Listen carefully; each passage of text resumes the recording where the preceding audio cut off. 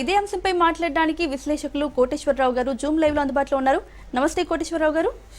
నమస్తే కోటేశ్వరరావు గారు, చెప్పండి, ట్రంప్ మోడీని స్నేహితుడిగా పేర్కొంటూనే భారత్ ను ఎందుకు టార్గెట్ చేస్తున్నారు? స్నేహం గురించి డొనాల్డ్ ట్రంప్ అదేవిధంగా నరేంద్ర మోడీ గారు ఇద్దరు గతంలో చెప్పుకున్నారు.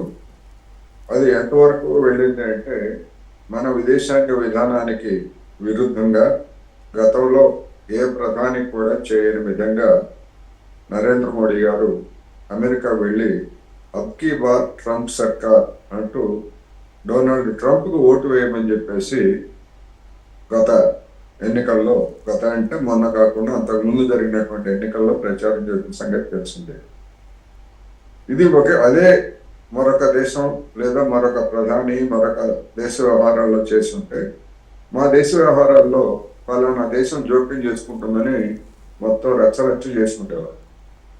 మరి అటువంటి స్నేహం కలిగినటువంటి వాళ్ళు ఇప్పుడు ఎందుకు ఈ విధంగా ప్రవర్తిస్తున్నారు అనేటువంటిది అందరూ ఆలోచించాల్సినటువంటి అంశం.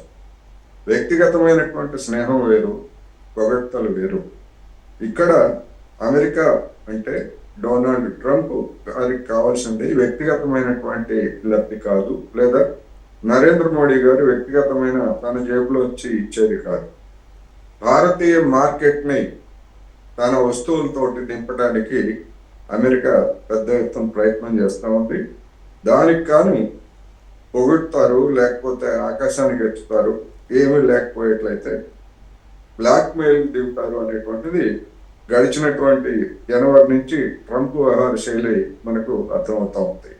అందువలన ట్రంప్ ఏం మాట్లాడతాడో పిచ్చోడు అని కొంతమంది అనుకోవచ్చు, కానీ ట్రంప్ మాట్లాడినటువంటి ధోరణి పిచ్చితనం కనిపించవచ్చు, కానీ దాని వెనకాల ఉన్నది మాత్రం ఒక పర్పస్, ఒక ప్రయోజనం.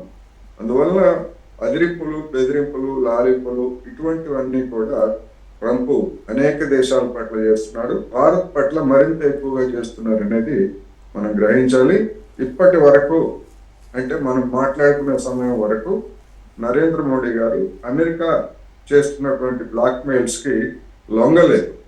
ఎందుకు లొంగలేదు అంటే ఆ ట్రంప్ షరతుల్ని, అమెరికా షరతుల్ని కనుక మన దేశం అంగీకరిస్తూ వాణిజ్య ఒప్పందం చేసుకుంటే ఇక్కడ ఉన్నటువంటి పాడి పరిశ్రమ, ఇక్కడ ఉన్నటువంటి వ్యవసాయ రంగం, అనేకమైనటువంటి ఇతర పరిశ్రమలు కూడా తీవ్రంగా ప్రభావితమయ్యేటువంటి అవకాశం ఉంది.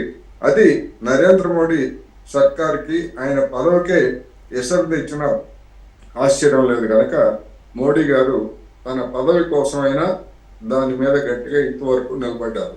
అయితే ఈ మధ్య వచ్చినటువంటి ఒక వార్త ప్రకారం కొన్ని రాయితీలు, వ్యవసాయ రంగంలో కొన్ని రాయితీలు ఇవ్వడానికి బేరం పెట్టినట్టుగా వచ్చింది. ఆ రాయితీలు ఇచ్చినా కూడా అది మన కోట్లాది మంది రైతాంగానికి నష్టం, మన కోట్లాది మంది పాల రైతులకి నష్టం, అదేవిధంగా పెద్ద సంఖ్యలో ఉన్నటువంటి కోళ్ల పరిశ్రమలో ఉన్నటువంటి కార్మికులకి, రైతులకు కూడా నష్టం. అందువల్ల ఏం చేస్తారు ఏమిటనేటువంటిది చూడాల్సి ఉంది. ఈ క్రమంలోనే డొనాల్డ్ ట్రంప్ అనేక పిల్లి మొక్కలు వేసి బ్లాక్ మెయిలింగ్ కి పాల్పడుతున్నాడని కూడా మనం చెప్పచ్చు. కోటేశ్వరరావు గారు, అలాగే భారత్ పై అదనపు సుంకాల వెనుక డొనాల్డ్ ట్రంప్ వ్యూహం ఏంటంటారు? మనల్ని బ్లాక్ మెయిల్ చేయడమే. మన మీద, మన వస్తువుల మీద, అంటే దిగుమతి చేసుకునేటువంటి వస్తువుల మీద సుంకాలు విధిస్తే అవి మన ఎగుమతిదారులకి గిట్టుబాటు కాకపోవచ్చు, లేదా వాటి ధరలు పెరిగి అమెరికాలో ఉన్నటువంటి వినియోగదారులు వాటిని కొనుగోలు చేయకపోవచ్చు. ఆ కొనుగోలు చేయకపోయేట్లయితే మన ఎగుమతుల్ని తగ్గిపోతాయి. అందుకని అది కూడా ఒక బ్లాక్ మెయిలింగ్ టాక్టిక్స్. నేను చెప్పినటువంటి ఒక బ్లాక్ మెయిలింగ్ టాక్టిక్సే, అంతకు మించి ఏం లేదు. తన అవసరాలు, ముఖ్యంగా ఔషధాలు మీద మినహాయింపు ఇస్తానని చెప్పేసి గతంలో చెప్పారు. ఇప్పుడు ఏమంటున్నారు?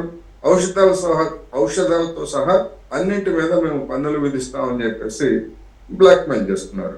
అంటే మన దేశం నుంచి, ముఖ్యంగా మన హైదరాబాద్లో ఉన్నటువంటి ఫార్మా కంపెనీల నుంచి ఎగుమతి అయ్యేటువంటి ఔషధాలు పడిపోతాయి.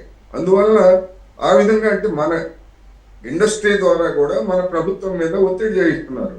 మీ మీద పన్నులు వేస్తాము, మీరు నరేంద్ర మోడీ గారి మీద ఒత్తిడి చేయండి, లేకపోతే మీరే నష్టపోతారు. ఇట్లా అనేక రకాలుగా యువకుల్ని రెచ్చగొట్టడానికి H1B వీసాలను నేను రద్దు చేస్తాను, లేకపోతే తగ్గిస్తాను, లేదా $1,00,000 ఫీజు వసూలు చేస్తాను అని చెప్పడం ఏంటంటే యూత్ని రెచ్చగొడతాం. అన్ని మీరే చేశారు, ట్రంప్ తోటి సఖ్యతగా ఉంటే ఇవన్నీ ఉండవు కదా అని చెప్పేసి వివిధ వర్గాలని ప్రభుత్వం మీద రెచ్చగొట్టేటువంటి ఎత్తుగడ కూడా ఇవన్నీ ఉంటాయి. అందుకని ఇవన్నీ ఉన్నప్పటికీ నరేంద్ర మోడీ గారికి అధికారం ముఖ్యం కనుక అసలైనటువంటి అధికారం పోయేట్లయితే ఇంకా ఇవన్నీ ఎందుకనేటువంటి ఉద్దేశంతో ఇప్పటి వరకు అయితే గట్టిగా నిలబడి ఉన్నారు. మరి తర్వాత ఎట్లా ఉంటారు ఏమిటనేటువంటి మనం ఎప్పటికప్పుడు అసెస్ చేసుకోవాలి సార్.